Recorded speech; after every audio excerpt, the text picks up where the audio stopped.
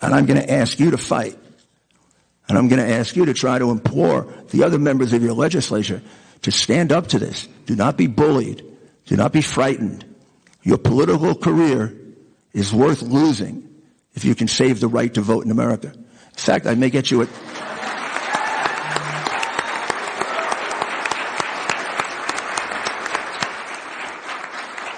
In fact, I can get you a chapter in Profiles in Courage if you do that. Because at times in our history, certain men and women have stepped forward and lost their political career to give us the rights that we have. Another big day of explosive testimony. Whether it be today's hearing in Michigan, Monday in Arizona, or last week in Pennsylvania, the one inescapable point for Democrats is that even if you want to chalk up all of the glitches, the ballot errors, and other irregularities to simple mistakes, then why do they only go one way? Can anyone name a single time in which these mistakes helped President Trump? It's a simple question that has been raised time and again in the months since Election Day, without any good answers from Democrats. However, looking at records from the Federal Election Commission may explain at least part of the reason for this code of silence. What we find is that 95% of all political contributions made by employees at Dominion voting systems between 2014 and 2020 went for Democrats. It's the same story at Smartmatic. 86% of their employee contributions went to Democrat candidates, specifically to Joe Biden, Senator Elizabeth Warren, Pete Buttigieg, and even to Adam Schiff. Now, this comes despite Smartmatic's own website declaring, quote, Smartmatic's founders and employees adhere to a strict ethics code that, among other things, prohibits them from making political donations. So here you have Dominion, which is a foreign-owned company and uses computer chips made in China. And Smartmatic, which has ties to Soros and the Castro regime in Venezuela, involved in U.S. elections. At this point, many people are wondering where the Justice Department or the FBI is after days and days of credible testimony. Well, I'll tell you where the DOJ is. Just like Dominion and Smartmatic, over 85% of their employees' political contributions during this last election cycle went to Joe Biden. Attorney General Bill Barr telling reporters today that his department has found no evidence of widespread fraud that would have changed the outcome of the presidential election. Now, my question for Barr would be, is this the same department that also lied about Russian collusion for 4 years and then sat on his high horse in court for years against General Michael Flynn, claiming that it turned over every piece of exculpatory evidence, only to find out that they were sitting on documents showing how the general was entrapped by the FBI as a way to, quote, get Trump, according to those same handwritten FBI notes? Because if so, then I don't want to hear it. Since we're not going to get help from the top, it's up to us as American patriots to hold this constitutional republic together. To that point, a Dominion contractor from the TCF Ballot Counting Center in Detroit came forward to testify today before the Michigan State Senate Oversight Committee. And here's what she had to say. What I witnessed at the TCF Center was complete fraud. The whole 27 hours I was there, there was batches of ballots being ran through the tabulating machines numerous times, being counted 8 to 10 times. Also, the adjudication process, I witnessed numerous people walking up, claiming they were both Democrats, saying they were sitting together, judging ballots all day together. I witnessed it all. I was on the main stage with all of the city officials. Daniel Baxter was in on the whole thing, and I am under the impression 100% that at least 90% of those workers were all in on this. There was not a single ballot the whole night, the whole 27 hours I was there, that I saw that was for Donald Trump. Not one, not a single ballot. That is scary. Her testimony corroborates that of another witness who claims that she observed ballots that were all for Biden and appear to be photocopies of each other. She claims many of these ballots were not cast by registered voters, so election staff manually inputted fake birthdays to override the system to have them counted anyway. Not one of the military ballots was a registered voter, and the ballots looked like they were all exactly the same Xerox copies of the ballot. They were all for Biden across the board. There wasn't a single Trump vote, and none of the voters were registered. They had to manually enter the names and addresses and a birth date of 1/1/2020, which would override the system and allow them to enter non-registered voters, of which I saw several that day. Throughout the day, that's how they would override voters that were neither in the electronic poll book or the supplemental updated poll book. Thank you. A third witness then described how these massive dumps of ballots arrived at the center in the first place, with trucks dumping them off at 4 in the morning after many of the Republican poll watchers had gone home or had been kicked out. It should also be noted that many of these Dominion voting machines were reportedly connected to the internet as well. Take a look at what that means. So two of the main observations that I witnessed at the TCF Center on both the 3rd and the 4th when I was there, when I got down there on the morning of the 4th, I went back for an additional day because I witnessed so many irregularities when I was there on Election Day on the 3rd. Immediately upon walking in, I ran into Randy Bishop. And Randy owns radio stations. He's very IT savvy. He said, Brian, I was here all night. What's going on here is unbelievable. He said, let me show you something right now before I leave. So he walked me over to the high-speed scanners and tabulators, and he said, see all these Ethernet lines running out of the tabulators? They're all bundled together as they accumulate, and then they're all connected to these routers, and then they all go to the main computer. He said, these are all hooked into the internet, and that is illegal, and it should not be happening because it opens them up to hacking. So I was aware of that immediately. Is that the reporting is done in decimal format. You can see this in the New York Times database reporting. You can see this with Dominion Voting Systems reporting. So this opens up the ability for hackers to potentially get into, or malicious actors who have admin rights, to get in and manipulate the votes through rounding errors in the reportage and other types of malfeasance. So it doesn't necessarily have to be Dominion voting system itself. They can be the Trojan horses that are just allowing ballots to be manipulated by administrators that have access to the system. And FEC filings show that when it comes to Dominion, for example, a lot of their employees, I believe it's over 85% or so, donate politically to Biden, or at least when it comes to political donations, about 85% or more go toward Biden or Democrats in general. Do you think that that's a conflict of interest? Yeah, absolutely. Smartmatic, for example, has a policy not to allow employees to make political donations at all. And Dominion Voting Systems also makes 95% around donations to Democrats through its employees. And so one thing that I would like to point out is that just simply in the United States government as a whole, this tracks very consistently with what we see with numerous bureaucracies, with unions. So it all seems to be a monolithic sort of block of united interests that is very concerning to me. So when you have voting systems that are engaging in, or at least have questionable security policies that allow Democrats to potentially breach our election security, and it's very opaque, and our voters have no way of tracking it, then we have to raise questions about if there's some sort of shared interest in all of these organizations and companies together, just as a block, trying to make sure that Democrats have some kind of unfair advantage. And we also heard from today in Michigan a woman who worked as a Dominion contractor on election night with the whole ballot counting process. And we heard from her, her testimony, and she claims that she saw some ballots were being recounted 8 to 10 times. What did you make of her testimony? Well, Melissa Caruso was actually very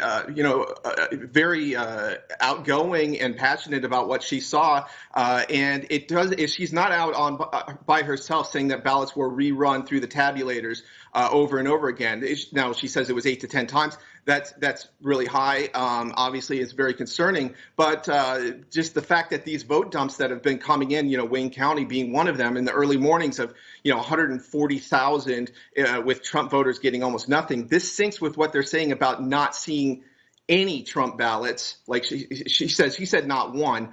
But others have said, only saw 2, was another witness that said that. So these kind of rates just do not sync with the political landscape, even in inner cities where we saw with Trump, he had more minority support this election by 4 points for Latinos and also Black Americans. It's higher than it was. So these kind of rates are inordinately high and raise red flags. When it comes to these ballot dumps, in Michigan alone, I believe there's over 6 different counties that were reporting voter turnout at over 100%, which of course is impossible. So meaning more ballots were coming in than there were registered voters eligible to vote that day. What do you make of that? Well, I think that the fact that these mail-in ballots, once the signatures are separated, the signed ballots are separated from the mail-in votes, then we have no way of knowing like how many of these votes are able to, you cannot track them at all. And even the New York Times admitted this. So William Barr, several months ago, he pointed out that we are playing with fire with these mail-in ballots. So I was under the impression that as a poll challenger, our primary responsibility is to make sure before a vote is cast that that ballot is either in the registered poll book, the computer book, or in the paper poll book, of which anytime as a challenger I tried to look at the ballot and then try to verify it, I would get 2 or 3 of the poll workers literally screaming at me to get back 6 feet. However, we did not know that that had been overturned the night before, which would have been helpful. But at no time were we able actually to physically see the ballot and then see it in the poll electronic book. The person opening the ballot would probably be sitting where Senator Theis is, and the electronic screen that we were supposed to be watching is basically to where the committee clerk is. Now, I don't know if you guys got binocular vision, but I don't. So I cannot look at a ballot over here, run down to this screen and be able to see it and verify that it is the same. I did address that with them multiple times, and they told me, sorry, I should have planned better. Plan better as to how? Needing binoculars? I mean, we as a poll challenger are supposed to verify the name, address on the ballot to the electronic poll book. And if it is not there, then it is supposed to be in a paper poll book, of which there was a significantly large poll worker. Anytime that I said that is not in the book, when she would scan it, it would not come up on the screen, then she would basically hover over this paper book, sometimes checking something, and other times we could see that they did not check it. And then they proceeded to manually enter these into the electronic poll book, where then they would come up on the screen.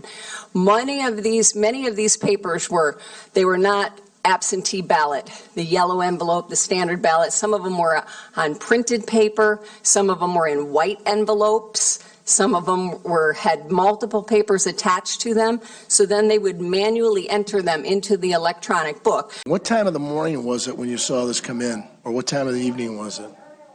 Like you said, 3-ish, 4 in that window. In the afternoon? No. I was there from 3 or 4 in the morning. I was there at 10 p.m. to 5 a.m. They were in mail sleeves, you said? Mm-hmm. Did anybody have any earmarkings of who they were carrying these ballots? Were they carrying them? Were they on a dolly? Yeah, they were on a dolly. Yeah, they were on a dolly. Do I know who they were? Absolutely not. But there were people that were doing that. Thank you. Thank you, Senator Lucido. Senator Santana.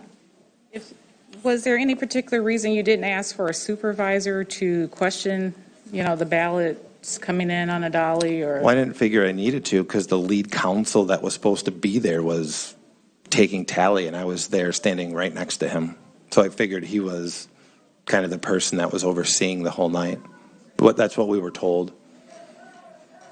No, we were talking directly about why are these coming in. We all thought it was interesting that these ballots were coming in so late. What was his response? We were trying to take. Sorry. What was his response, sir? We were taking count, and we were his exact response I couldn't recall, but we were definitely perplexed that these were coming in so late, as well as they were being put out to be counted. I am an unaffiliated Michigan voter who was trained by the GOP to be a poll challenger on Wednesday, November 4th, beginning in the late morning until around 8 p.m. because I was told that they needed help. They were understaffed. I witnessed the room erupt in thunderous applause and derogatory cheering as Republican poll workers were picked off one by one and ejected from the room repeatedly by police escort throughout the day. By the end of the day, they had picked off so many GOP poll workers that there were probably only a few dozen left to monitor all of the processing stations in the room, which I'm told was between 130 and 160.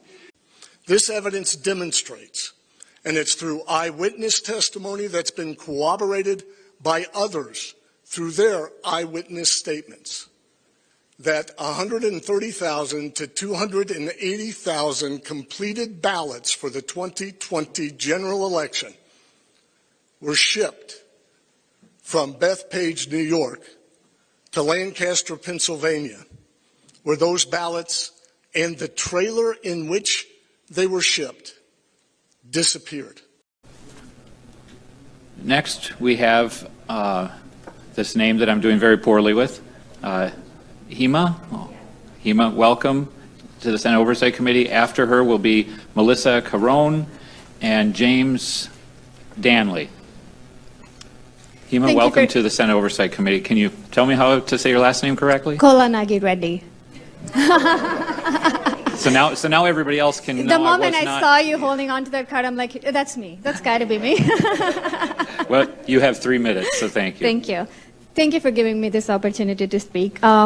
This is my first time doing this as a poll challenger at TCF.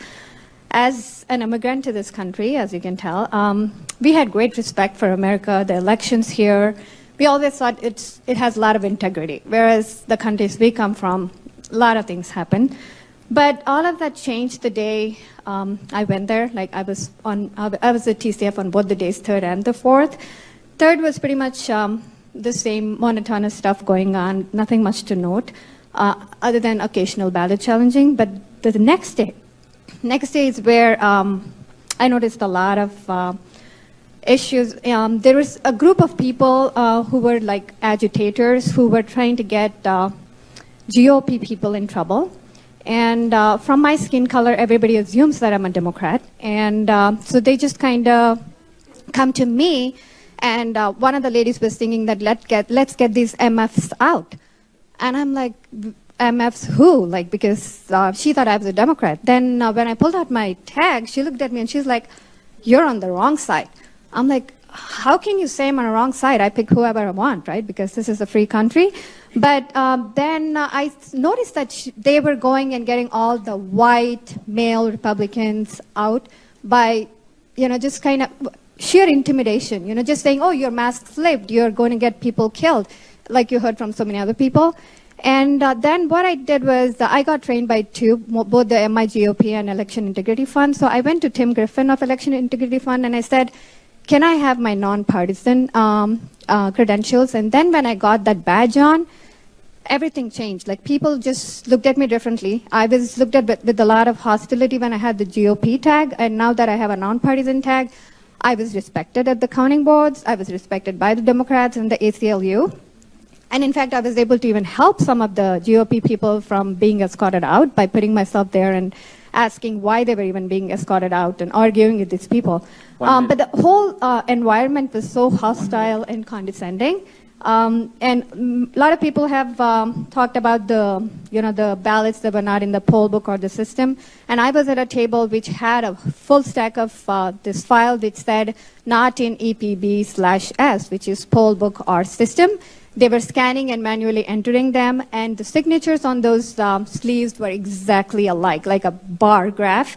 And then they were sequential ballot numbers. They started from 2232, and sequence was something that threw me off. I'm like, how does that happen? And most of those people were from the Goddard Street, and they were being entered manually. So those were the observations that I had. I had all the details, the last names and everything. I gave the affidavit to the Election Integrity Fund. The thing that bothered me was that when every time a GOP challenger was being escorted out, all the poll workers, Democrats, and everybody else were cheering. And that was very disappointing because these people were just doing their job. They were not attacking. They were not there with guns. They were just volunteering their time, and they were treated with utmost disrespect. Thank you for your time, your testimony. Could you briefly go back to just a few seconds ago? You mentioned how you saw some ballots that were sequential, and then you described them somehow, and I missed the phrase that you used. Where they came from, I think you mentioned? Yeah, it was from Goddard Street in Wayne County. Goddard Street, okay. Yeah, and they all had sequential ballot numbers, and they were being manually fed into the system. Okay, thank you. Any other members have a question? Okay, thank you so much for your time. Thank you. One America's Chanel Rion speaks with founder of FEC United, Joel Oltman, who made a bombshell discovery about a key member of Dominion's leadership. Joe, you infiltrated an Antifa conference call this past September and accidentally came upon a top Dominion voting systems executive named Eric Coomer. Describe that call and what it led you to find. It was interesting how the call started. Somebody says, "Who's Eric?" He says, "Eric's a Dominion guy." Someone actually said, "Hey, go ahead."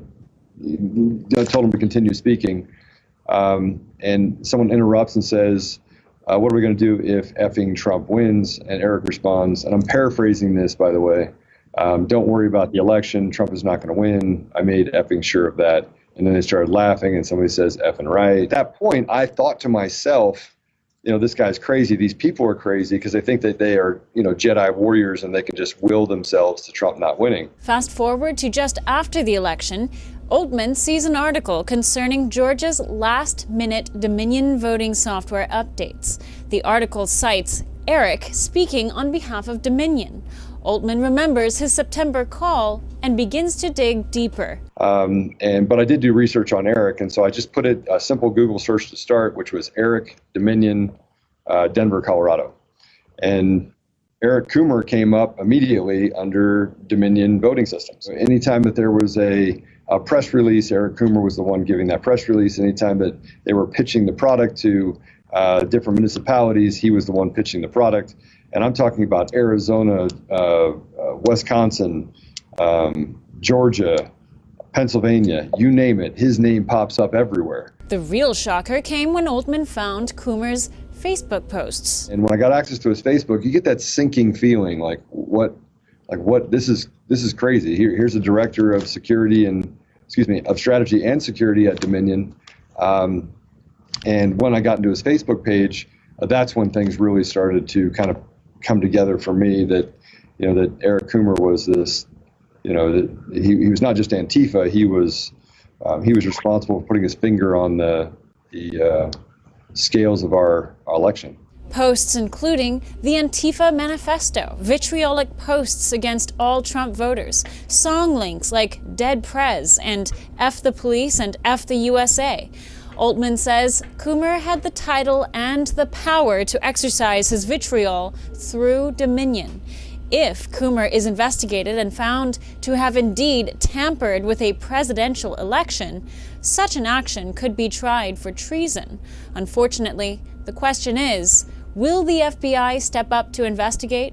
For more on this interview and others, tune in for OAN's upcoming investigation on Dominion. Chanel Vian, One American News, Washington.